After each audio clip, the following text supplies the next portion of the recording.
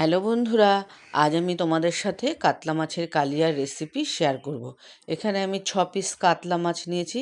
এবারে এটাকে আমি ম্যারিনেট করব। প্রথমে আমি নুন দিলাম, তারপরে দেবো একটুখানি হলুদের গুঁড়ো, অল্প একটু আদা পেস্ট দিলাম, অল্প একটু রসুন পেস্ট দিলাম, এবার অল্প একটু সাদা তেল দিচ্ছি। মাছটাকে আমি ভালো করে মেখে নিচ্ছি।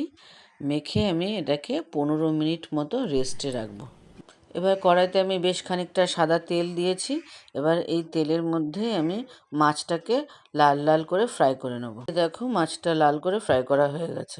এবার এই তেলের মধ্যে একটা তেজপাতা, লবঙ্গ, এলাচ, দারচিনি ফোড়ন দিলাম। একটা বড় সাইজের পেঁয়াজকে ছোট ছোট করে কেটে রেখেছি, সেটা দিয়ে দিলাম। এটাকে আমি লাল করে ভেজে নেব। আর কালারের জন্য একটু চিনি দিলাম।